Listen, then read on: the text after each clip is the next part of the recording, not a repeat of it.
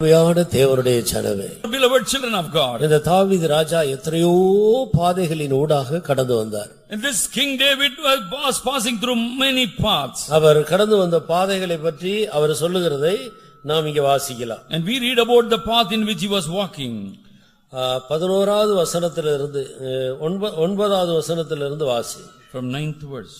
நீர் எங்களை தள்ளிவிட்டு நாண பண்ணுகிறீர், எங்கள் சேனைகளுடனே செல்லாதிருக்கிறீர், சத்துருவுக்கு நாங்கள் இடைந்து பின்னிட்டு திரும்பி போக பண்ணுகிறீர், எங்கள் பகைஞர் தங்களுக்கென்று எங்களை கொள்ளையிடுகிறார்கள், நீர் எங்களை ஆடுகளைப் போல இரையாக ஒப்புக்கொடுத்து ஜாதிகளுக்குள்ளே எங்களை சிதறடிக்கிறீர், நீர் உம்முடைய ஜனங்களை இலவசமாக விற்கிறீர், அவர்கள் கிரயத்தினால் உமக்கு லாபம் இல்லையே, எங்கள் அயலாருக்கு எங்களை நிந்தையாகவும் எங்கள் சுற்றுப்புறத்தாருக்கு பரியாசமும் சக்கந்தமுமாக வைக்கிறீர், நாங்கள் ஜாதிகளுக்குள்ளே பழமொழியாயிருக்கவும் எங்களை குறித்து தலை துளுக்கவும் செய்கிறீர், ஜனங்கள் எங்களை குறித்து தலை துளுக்கவும் செய்கிறீர், நிந்தித்து தூசிக்கிறவனுடைய சத்தத்தின் நிமித்தமும் சத்துருவின் நிமித்தமும் பழி வாங்குகிறவனின் நிமித்தமும் என் லச்சை நித்தம் எனக்கு முன்பாக இருக்கிறது, என் முகத்தின் வெட்கம் என்னை மூடுகிறது, இவையெல்லாம் எங்கள் மேல் வந்திருந்தும் உம்மை நாங்கள் மறக்கவும் இல்லை, உம்முடைய உடன்படிக்கைக்கு துரோகம் பண்ணவும் இல்லை, நீர் எங்களை வலு சர்ப்பங்கள் உள்ள இடத்திலே நொறுக்கி மரண இருளினாலே எங்களை மூடியிருந்தும் எங்கள் இருதயம் பின்வாங்கவும் இல்லை, எங்கள் காலடி உம்முடைய பாதையை விட்டு விலகவும் இல்லை. நாங்கள் எங்கள் தேவனுடைய நாமத்தை மறந்து அந்நிய தேவனை நோக்கி கையெடுத்திருந்தோமானால். இப்படிப்பட்ட அநேக சோதனைகள் பாடுகளுக்குள்ள நாங்கள் வரும்போது, and when we were passing through such type of enumerated afflictions, இந்த ஆண்டவரை நம்பி வந்தோம், நமக்கு இப்படி ஆகிவிட்டதே என்று சொல்லி நாங்கள் உம்மை மறந்து அந்நிய தேவர்களுக்கு கையெடுக்கவே இல்லையே. but nevertheless we did not stretch forth the arms towards the strange gods. இந்த பாதையில வந்த எல்லா நிந்தைகளையும் அவமானங்களையும் நாங்கள் சகித்தோம். and we have endured all the mockeries, scornfulness when we are afflicted. இந்த காரியத்திலே நாம் கவனிக்க வேண்டிய ஒரு வார்த்தை உண்டு. One word is very importantly we must see here. இவை எல்லாவற்றிலேயும் எங்கள் இருதயம் பின்வாங்கவில்லை. Our heart is not turned back in all these ways. இரண்டு விதமான பின்மாற்றம் உண்டு. There is two type of backsliding. ஒன்று இருதயத்திலே, இன்னொன்று சரீரத்திலே. One turning back is by heart and second is by body. சரீரத்திலே பின்வாங்கி போகிற ஒரு பகுதி உண்டு. And physically we walk back from God. சரீரத்திலே பின்வாங்கி போகிறவர்கள் சபையை விட்டு விடுகிறார்கள், பரிசுத்தவான்களுடைய ஐக்கியத்தை விட்டு விடுகிறார்கள், ஆண்டவரோடு உள்ள ஐக்கியம் போய்விடுகிறது, உபதேசத்தை விட்டு விடுகிறார்கள், தங்களுடைய ஜீவியத்தை நஷ்டப்படுத்தி விடுகிறார்கள், வெகு தூரம் ஆண்டவரை விட்டு போய் விடுகிறார்கள். இவர்களை குறித்து வேதத்திலே 2 முறை செத்தவர்கள் என்று சொல்லுகிறது. And sadly some people are walking and going away from the presence of the Lord, and by physically they are going from the saints, from the word of God, from the fellowship and from all the God's love, and they are called summarily as a person who died twice. யூதாவின் புத்தகத்திலே அதை குறித்து நாம் பார்க்கிறோம். In the book of Jude, epistle of Jude, we read about them. இவர்கள் 2 முறை செத்து போனவர்கள். They are dead twice. இவர்கள் தண்ணீரற்ற மேகங்களைப் போல இருக்கிறார்கள். And they are clouds but without water. அவர்கள் எப்படி 2 முறை செத்தார்கள்? But how they had twice death? முதல் முறை அக்கிரமங்களினாலும் பாவங்களினாலும் மரித்தவர்களாக இருந்தார். Firstly, or before encountering God, they dead in sins and trespasses. இயேசு கிறிஸ்துவின் சிலுவை அண்டை வந்தபோது கல்வாரி மரணத்தை விசுவாசித்து அவர்கள் உயிரடைந்தார்கள். But when they came to the nether parts of the cross, looking into Calvary, their inner life God revived. அவர்களுடைய பாவங்கள் மன்னிக்கப்பட்டது. All their sins were blotted out. செத்துப்போன அவர்களுடைய ஆத்துமாவிலே கர்த்தராகிய இயேசு தன்னுடைய ஜீவனை கொடுத்தார். And God infused his life in the dead soul of them. அவரை உயிருள்ளவர்களாக மாற்றினார். And God gave them life once again. அவர்கள் இப்போது மனம் திரும்பி பாவ மன்னிப்பை பெற்றார்கள். And duly repented, now they received the forgiveness of sin. ஞானஸ்நானம் பெற்றுக்கொண்டார்கள். And they were even baptized in water. ஆதாமுடைய கீழ்ப்படியாமை என்னும் ஜென்ம பாவம் அவர்களை விட்டு நீங்கி போயிற்று. The inborn nature of Adamic sin also departed from them. எல்லா வசனங்களுக்கும் ஆண்டவருடைய கற்பனைகளுக்கும் கீழ்ப்படிவேன் என்று தீர்மானித்து தங்களை முழுவதும் அடக்க ஆராதனைக்கு ஒப்பான முழுக்கு ஞானஸ்நானத்துக்கு ஒப்பு கொடுத்தார். And they are surrendered to the core to the doctrine of the truth, so that they are dead and buried in waters. அன்றைக்கு அவர்கள் எடுத்த தீர்மானம் என்ன? And what was the decision they made on that day? உள்ளங்கால் தொடங்கி உச்சந்தலை வரைக்கும் முழுவதும் அந்த தண்ணீருக்குள்ளே அவர்கள் முழுகினார்கள். And right from the foot up till the crown of their head, they have gone into waters. ஆதாமுடைய கீழ்ப்படியாமை என அந்த ஜென்ம பாவம் முற்றிலும் அடக்கம் பண்ணப்படுகிறது. And wholesomely the Adamic sin of disobedience was buried into the waters. இனிமேல் நான் புதிதான ஜீவன் உள்ளவனாய் ஒவ்வொரு தேவ வசனத்துக்கும் நான் நடுங்கி கீழ்ப்படிந்து ஜீவிப்பேன் என்று தங்களை ஒப்புக் கொடுக்கிறார். And they are surrendering into the water in the hands of the saint. I shall be in astute obedience to every word of God. ஞானஸ்நானம் ஒரு சாதாரண சத்தியம் அல்ல, அது ஒரு சடங்காச்சாரமும் அல்ல. The baptism in waters is not a ritual, it is not a tradition by any way. இதை விளங்காததனாலதான் இன்றைக்கு எப்படியாயிலும் ஒரு ஞானஸ்நானம் எடுக்க வேண்டும் என்று சொல்லி அநேகர் குழந்தை ஞானஸ்நானம் எடுத்துக்கொண்டு அதில் திருப்தியா இருக்கிறார். Some people are having a habit of coming to us for baptism because they think the baptism, although they are babe, it is a traditional rite. எப்படியாயிலும் பிறகு முழுக்க ஞானஸ்நானம் தான் எடுக்கணும்னு கேள்விப்பட்ட உடனே எப்படியாயிலும் யாரு கையிலே ஆயிலும் எங்கே ஆயிலும் எடுத்துக்கொண்டு அதுல திருப்தியா இருக்கிறார். And they are well contented that they must be baptized in the immersion, that they can go to the hands of any person to be baptized in water. ஞானஸ்நானம் ஒரு ஆழமான சத்தியம். And baptism is a deep truth. அது கிறிஸ்துவுடனே பண்ணுகிற அடக்க ஆராதனைக்கு ஒப்பான ஒரு காரியம். It is likened unto the burial we are buried with Christ Jesus. ஞானஸ்நானம் பெறுகிறவர்கள் கிறிஸ்துவுடனே கூட அடக்கம் பண்ணப்படுகிறார். And people those who are receiving the baptism in the hands of the saints are buried with Christ in waters. கிறிஸ்து எழுத்தின்படி அடக்கம் பண்ணப்பட்டார். Literally, physically, Christ was kept in a sepulchre. இன்றைக்கு பாவ மன்னிப்பை பெற்றவர்கள் தங்களுடைய ஆவியிலே விசுவாசத்தினால் அடக்கம் பண்ணப்படுகிறார். And the people those who received the spiritual forgiveness, they are being buried spiritually. யாரை அடக்கம் பண்ணுவார்கள்? And how they are who shall be buried? யார் மரித்து விட்டார் என்று சொல்லி டாக்டர் இடத்துல சர்டிபிகேட் வாங்கி மரித்தது உண்மை என்று தெரிய வருகிறதோ அவர்களைத்தான் அடக்கம் பண்ண வேண்டும். A person who is dead and gone, duly certified by the doctor, shall be taken to the graveyard for burial. கர்த்தருடைய நாமத்துக்கு மகிமை உண்டாகட்டும். Praise be to the name of the Lord. அதே போல எல்லா பாவங்களையும் அறிக்கையிட்டு பாவத்தை என் இயேசு மன்னித்தார் என்ற நிச்சயம் உள்ளவர்கள் மட்டும்தான் ஞானஸ்நானம் பெற வேண்டும். Similarly, a person who has got a conviction that all my sins have been blotted by cross, he must die and be buried in water. பாவங்களுக்கு நான் செத்தேன். That I am dead for all sins. செத்த ஒரு மனிதன் ஒரு பாவத்தையும் செய்ய முடியாது. A dead person cannot do or commit any other sin. பாவங்களை அறிக்கையிட்டு நான் பாவங்களுக்கு செத்தேன் என்ற விசுவாசம் உள்ள ஒரு மனிதனும் ஒரு பாவமும் செய்ய மாட்டான். A person has got clear-cut conviction that I am dead for sin once and for all, he will never commit sin again. என்றைக்கு இந்த விசுவாசத்தை ஒரு மனிதன் இழக்கிறானோ அன்றைக்கு மறுபடியும் அவன் பாவத்துக்கு உட்படுவான். And the very same day he loses or given for this faith, that day he will try to commit sin. ஆனபடியால் தான் விசுவாசத்தில் உறுதியா இருந்து அவனுக்கு எதிர்த்து நில்லுங்கள் என்று வேதம் சொல்லுகிறது. Therefore Bible exhorts to us that you withstand him by clinging forth unto faith. ஒரு காலத்தில் பாவ மன்னிப்பின் நிச்சயத்தை பெற்றுக்கொண்டு ஞானஸ்நானம் பெற்றவர்கள் மறுபடியும் பாவம் செய்ய காரணம் என்ன? Why some people have got the assurance of forgiveness of sin, why they go and commit sins once again? சூழ்நிலையினால பாவம் செய்தார்களா? Is it so because of the situation? இந்த உலகமே பாவம் நிறைந்த சந்ததிதானே. The world is having generation full of sin. நாம் அமைதியா இருந்தாலும் பாவம் நம்மை தேடி வரும். If you are very quietly be seated in one place, the sin will come to us. பல மோசமான சூழ்நிலைகளின் வழியாக நாம் போக வேண்டிய சந்தர்ப்பங்கள் வரும். And we have to pass through streets of all dulls and filth. நாம் இப்படிப்பட்ட சூழ்நிலையில இருக்கக்கூடாது என்றால் இந்த உலகத்தை விட்டு போனாதான். Suppose I will not live in such a polluted atmosphere, we have to go away from this world. கர்த்தருக்கு ஸ்தோத்திரம். Praise the Lord. புத்தரை போல மனித சமுதாயத்திலிருந்து தள்ளி தனியா ஒரு கோட்டைக்குள்ள போய் இருக்கணும். Or else we must go like a Buddha, be seated in a castle, totally like a tomb seated within. சரீரத்துல பாவத்துக்கு விலகி இருந்தாலும் மனதிலே இருதயத்திலே அநேக பாவங்கள் அவனை அடிமைப்படுத்தும். Physically a man must go away from this society and physically he will not do any sin, but by mind he will be committing sin. கர்த்தருக்கு ஸ்தோத்திரம். Praise the Lord. ஆனபடியினால் விசுவாசம் தான் இந்த உலகத்தை ஜெயிக்கிற ஜெயம். And therefore we say the faith is the thing which is going to overpower or overcome this இயேசு world. என் பாவங்களை மன்னித்து விட்டார். For Jesus forgave all my sins. என் பாவங்கள் எல்லாம் இன்றைக்கு கர்த்தராகிய இயேசுவின் மேல் சிலுவையிலே காணப்படுகிறது. All my committed sin has been seen and was placed upon Jesus cross. இயேசு கிறிஸ்துவினுடைய மரணத்தினால் நான் பாவ மன்னிப்பை பெற்றுக்கொண்டேன். I have obtained forgiveness of sin because of the death of Jesus Christ. இனி நான் பாவி அல்ல.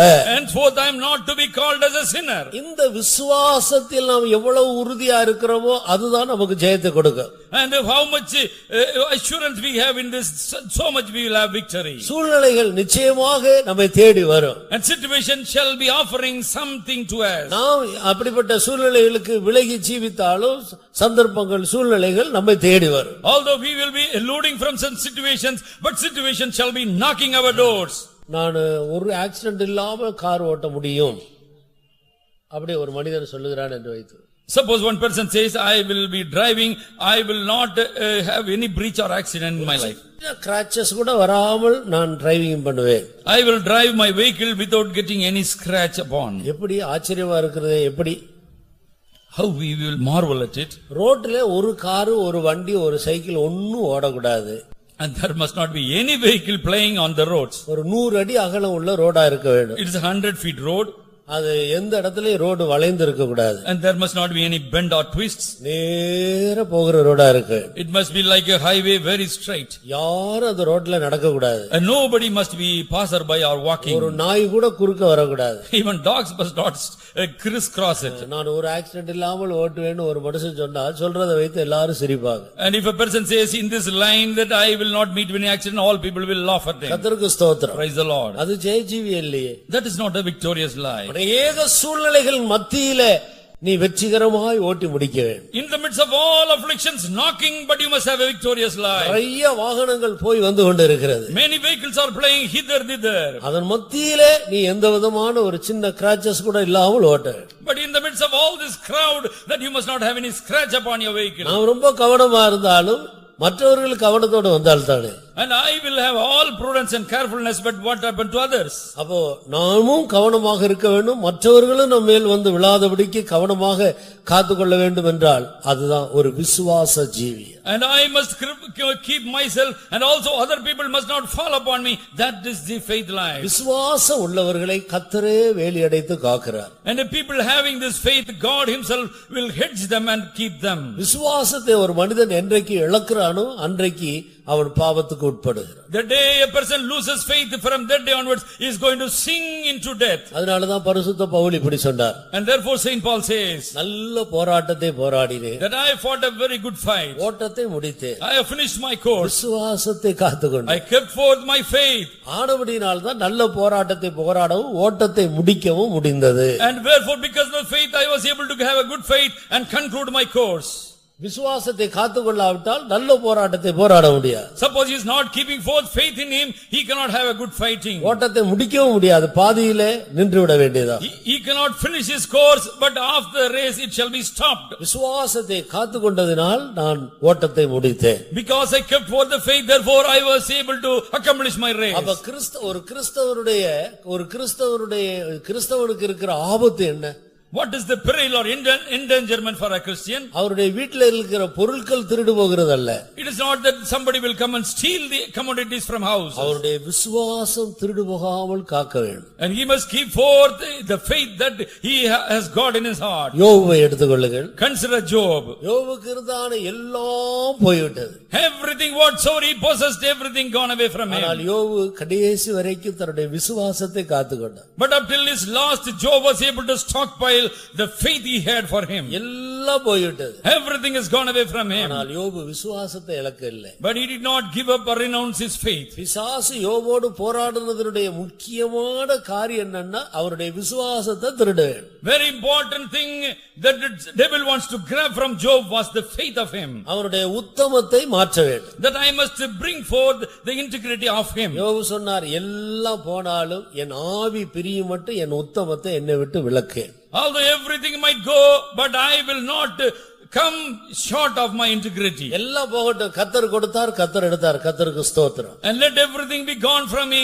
God gave and God took it. Praise be to his holy name. விசுவாசம் மட்டும் போக மாட்டேன், விசுவாசத்தை மட்டும் இழக்க மாட்டேன். I will not even give up this faith in me. அவர் என்னை கொன்று போட்டாலும் அவர் மேலேயே நம்பிக்கையாயிருந்து மரிப்பேன். And I am going to die although he may slay me, but yet I will trust upon him to die. எல்லாம் போய்விட்டது, உயிர் மட்டும் இருக்கு. Everything has gone from him, he is just alive. அந்த உயிரையும் அவர் எடுத்தாலும் நான் அவரிடத்திலேயே என்னுடைய உயிரை கொடுத்து விட்டு அவரிடத்துல போய் சேர். Although lastly I have just life in me, but if he is even taking my life, I will commend my life into him and I will die. அவரை நான் மறுதலிக்க மாட்டேன். I will never deny him. அவரை நான் தூஷிக்க மாட்டேன். I will not debase him. எல்லாம் போய்விட்டதே என்று சொல்லி ஆண்டவரை நான் தூஷிக்க மாட்டேன். I will not charge God by saying God has taken away this. என் ஆண்டவரை நான் குறை சொல்ல மாட்டேன். I will not charge falsely on him. எல்லாம் நன்மைக்காக தான் நடக்கிறது. And everything is for my good, he says. ஆண்டவரோடு இருக்கிற அந்த உத்தம இருதயத்தை எவ்வளவு அருமையாய் காத்துக்கொள்கிறார்கள் என்று பாருங்கள். See the pious people, how they keep for the integrity what they vouched with God. இவை எல்லாவற்றிலேயும் யோபு பாவம் செய்யவும் இல்லை, தேவனை பற்றி குறை சொல்லவும் இல்லை. In all this he did not commit sin, neither charge God falsely. முதலாவது அதிகாரம் கடைசி வசனத்தை நீங்கள் வாசித்து பாருங்கள். And read the first chapter of Job, the last verse. இவை எல்லாவற்றிலேயும் யோபு பாவம் செய்யவில்லை, தேவனை பற்றி குறை சொல்லவில்லை. In all these things he sinned not, neither charged God foolishly. வாசிங்க. இவை எல்லாவற்றிலும் யோபு பாவம் செய்யவும் இல்லை, தேவனை பற்றி குறை சொல்லவும் இல்லை. இவை எல்லாவற்றிலும் என்ன, 1 கிலோ அல்வா காணாம போச்சு, 1 கிலோ அரிசி காணாம போச்சு, வீட்டுல போட்டிருந்த செருப்பு காணாம போச்சு. இவை எல்லாவற்றிலையும் யோபு பாவம் செய்யலைன்னு அர்த்தமா? நீங்க முன்னால வாசித்து பாருங்க, யோபு எதையெல்லாம் இழந்தாரு. In all these things Job sinned not, means in all these things not that 1 kg of something has gone from the house. சிலருக்கு ஒரு செருப்பு போனா போச்சு, என்ன செருப்பு போச்சு, இனி இந்த கோயிலுக்கே வரக்கூடாது. Suppose our slipper has been taken away, we will say, why I have come to the church, I will not come இந்த henceforth. பெந்தகோஸ்து கோயிலுக்கு வந்தாலே இப்படிதான். This Pentecostal church itself is like this. செருப்பு கூட போயிடுது. The chapel is gone, lost.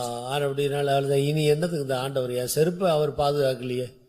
That God has not kept forth even my slippers. கர்த்தருக்கு ஸ்தோத்திரம். Praise the Lord. யோபுக்கு எல்லாம் போய்விட்டது. But Job lost everything. பிள்ளைகள் எல்லாரும் 10 பிள்ளைகளும் செத்து போனார். All 10 children they gone. 7000 ஆடுகள் போய்விட்டது. And 7000 sheep gone. 500 ஏர் மாடுகள், 1000 மாடுகள் போய்விட்டது. And 500 oxen and 1000 bullocks gone. 3000 ஒட்டகங்கள் போய்விட்டது. 3000 camels vanished. வீட்டில் இருந்த அத்தனை வேலைக்காரர்களும் போய்விட்டார். And all these servants are also dead. விவசாயம் முழுதும் போய்விட்டது. And every his increase has gone. வீடு முழுதும் இடிந்து போய்விட்டது. A whole house is in ruins. ஆறுதல் சொல்ல ஒருத்தர் இல்ல. There is no comforter in his close proximity. மனைவி ஆறுதல் சொல்றதுக்கு பதிலா இன்னும் கொஞ்சம் வேதனையை எரியிற புண்ணுல ஊசி எடுத்து குத்துரு, ஏற்கனவே இருக்கிற புண்ணுல ஊசி எடுத்து குத்துறது போல மனைவியும் மாறிவிட்டாள். The wife, instead of cajoling or comforting him, she was accusing him and pinpricking him. கர்த்தருக்கு ஸ்தோத்திரம். Praise be to the name of the Lord. எல்லா பிரதிகூலமான சூழ்நிலைகள். Everything was adversary for him. யோபுடைய சரீரத்தில் இருக்கிற ஆரோக்கியமும் போய்விட்டது. The healthiness in his body also receded. இவை எல்லாவற்றிலேயும் யோபு பாவம் செய்யவில்லை, தேவனை பற்றி குறை சொல்லவில்லை. In all this yet he sinned not and neither charged God foolishly. என்ன ஒரு ஸ்டாண்டர்டான கிறிஸ்துவ வாழ்க்கைன்னு பாருங்க. See what a standard Christian life he had. அப்ப யோபுடைய மனசாட்சியின் காலத்திலே அப்படி ஒரு தரமுள்ள ஒரு வாழ்க்கை செய்திருக்கிறார். But in the time of a conscience period he had such a elevated life. நியாயப்பிரமாண காலத்திலே தாவீது எவ்வளவு ஒரு தரமான ஒரு வாழ்க்கை செய்திருக்கிறார் என்று பாரு. In the law dispensation, what a beautiful life David exhibited. நீர் எங்களை வலு சர்ப்பங்கள் உள்ள இடங்களிலே தள்ளினீர். And thou hast cast us into the where dragons were. நாங்கள் பயங்கரமான பாதையின் ஊடாக நடத்தப்பட்டோம். And we were marching through terrible paths. ஆனால் நாங்கள் இருதயத்திலே கூட பின்வாங்க இல்லை. But our heart is not turned back from you. தாவீது ராஜாவினுடைய ஒரு வாழ்க்கையின் ஒரு பகுதியின் முடிவிலே இப்படி சொல்லுகிறார். And in one portion of his life he says like this. யோபுடைய வாழ்க்கையின் ஒரு பகுதியின் முடிவிலே யோபு அப்படி அறிக்கையிடுகிறார். In one portion of his life Job was telling like this. அப்படியானால் கிருபையின் காலத்தில் இருக்கிறவர்கள் இவர்கள் எல்லாரையும் தாண்டி இன்னும் உயரத்துல பரலோகத்தில் உன்னதமான இடத்தை நோக்கி பிரயாணம் பண்ணுகிற நாம் இந்த வருடத்தின் கடைசியாக வந்திருக்கிறோமே, நம்முடைய வாழ்க்கையின் ஒரு பகுதியில நாம் வந்திருக்கிறோமே, நம்முடைய மனசாட்சி என்ன சாட்சி கொடுக்கிறது? And we have come to one portion of our life. At the fag end of this year, what will be our conscience saying when we look into the life of the person in conscience and the Lord dispensation? எல்லாரும் நம்மை நாம் ஆராய்ந்து பார்ப்போம். And we must ponder upon our very lives. இது வருடத்தின் கடைசி கர்த்தருடைய நாள். This is the Lord's day, but the final last day. நம்முடைய மனசாட்சி என்ன சாட்சி கொடுக்கிறது? What is the testimony offered by our conscience? இந்த தாவீது சொன்னது போல, இந்த வருடத்திலே ஆண்டவரே நீர் எங்களை நடத்தின இந்த எல்லா கடினமான பாதையிலும் நாங்கள் இருதயத்திலே பின்வாங்கவில்லை என்று சொல்ல எத்தனை பேருக்கு தைரியம் உண்டு? How many are can say like David, the Lord during this year of afflictions, our heart did not go away from you. இருதயத்திலே பின்மாற்ற வெளியே தெரியாது. But if you are having backsliding within heart, it shall not be seen outside. சரீரத்திலே பின்வாங்கி போனா தான் வெளியே தெரியும். But physically we go away from here, people will know. நான் பிரதர் சிஸ்டர் கொஞ்ச நாளா உங்களை கோயிலுக்கு காணோம். Oh brother or sister, why not to be seen in the church? நீங்க ராமோதன கூட்டத்துக்கு வர இல்லையே. Why you have not come to the Holy Communion? சுத்திகரிப்பு கூட்டங்களுக்கு வர்றது இல்ல. Why you were absent for your sanctification meeting? சபை ஆராதனையில உங்களை பார்க்க முடியல. And not to be seen in the assemblies? யாரோ சொல்றாங்க அந்த பக்கம் அன்னைக்கு சினிமா தியேட்டர் பக்கம் நீங்க போனதா சொல்றாங்க. But somebody told me that you are in the cinema theater. ஆனா நீங்க தேவ சமூகத்தில் உங்களை காணவில்லையே. But you are not seen in the presence of the Lord. என்ன சம்பவித்தது? What happened to your sister? நீங்கள் பொன்னாபரணங்கள் வேண்டாம் என்று சொல்லி ஆண்டவரை நேசித்து எல்லாத்தையும் வெறுத்தீர்கள். ஆனால் 4 நாளைக்கு முன்னால நடந்த கல்யாணத்திலே யாரோ ஒருவர் உங்களை பட்டு புடவையோடும் நகையோடும் பார்த்ததாக சொல்லுகிறார்களே. And you had disowned all the jewelry from of you, but now before 4 days somebody saw you with the silken sarees with the jewels upon. உங்களுக்கு என்ன நடந்தது? Sister, what had happened to you? சரீரத்திலே காணாவிட்டா அதை ஒரு பின்மாற்றமாக நாம் எண்ணுகிறோம். And physically not to be seen means that we will consider that to be a backsliding state. ஆனால் இங்கே தாவீதுடைய ஸ்டாண்டர்டை பாருங்கள். But look unto the standard of David. எங்கள் இருதயம் பின்வாங்கவில்லை. Our heart is not turned back. நாங்கள் இருதயத்திலே கூட ஆண்டவரை குற்றப்படுத்தவில்லை. And we did not accuse God even foolishly with our heart. ஏன் ஆண்டவர் எனக்கு இப்படி பண்ணி விட்டார் என்று நாங்கள் கேள்வி கேட்கவில்லை. We never questioned the credentials of the Lord. Why God so? உம்மை நம்பி வந்து என்ன இப்படி கைவிட்டு விட்டீரே என்று ஆண்டவரை குறை சொல்லவில்லை. We will not accuse God. Lord, we believed upon you, but why you have forsaken us? எங்களுடைய இருதயம் பின்வாங்கவே இல்லை. Our heart in no way turned back from you. இந்த பாதை கடினமாக இருக்கிறது என்று சொல்லி அந்நிய தேவர்களுக்கு நாங்கள் கையெடுக்கவில்லை. Although the path is its affliction ridden, therefore we did not salute even strange gods. இந்த வருடத்தின் கடைசி நாட்களில் வந்திருக்கிற நாம் நம்முடைய மனசாட்சி நம்மை குறித்து என்ன சாட்சி கொடுக்கிறது? At the end of this year, what our conscience says about us.